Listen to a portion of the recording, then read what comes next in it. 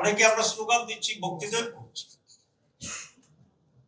আমরা দিল্লি নই, আমরা ইন্ডি নই, আমরা বাংলাদেশ। কিন্তু এখানে আমার একটা বেদনা আছে। 54 এবং 55 বছর পরে,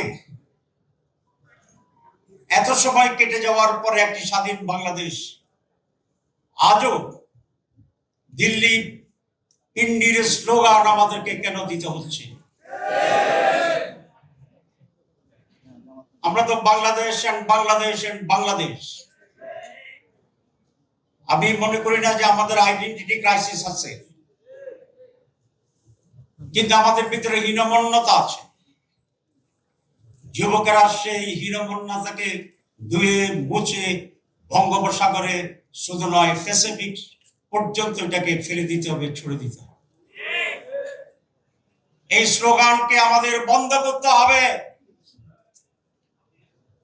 এই পরিবেশকে আমরা এলাও করব না। এর কারণ এদের রাজনৈতিক সংকট, আমাদের নেতৃত্বের সংকট। আমাদের নেতারা, আমরা মনে করি ক্ষমতায় আসতে হলে অন্যদের সহযোগিতা লাগবে, ক্ষমতায় আসতে হলে বিদেশি কোন শক্তির ব্লেসিং লাগবে। এই যে ইনফিরিটি কমপ্লেক্সিটি, এটাই আমাদেরকে স্বাধীন হতে দিচ্ছে না। তোমরা যুবক, তোমরা জুলাই এটা প্রমাণ করে দিয়েছ, আমাদের শক্তি সবচেয়ে বড় শক্তি। উই ক্যান ডু, আমরা পারি। আমরা কি পারি? আমরা রক্ত দিতে পারি, লড়াই করতে জানি, ঐক্যবদ্ধ হতে জানি, জীবন দিতে জানি। একটা কিছু জানি না, সেটা হচ্ছে পরাজয়। আমরা তোমাদের কাছ থেকে শিখেছি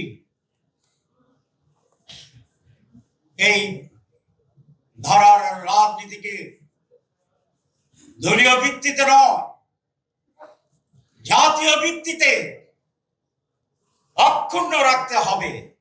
তোমাদেরকে ক্ষমতা নির্ভর, ক্ষমতা কেন্দ্রিক রাজনীতি লক্ষ্য হতে পারে না।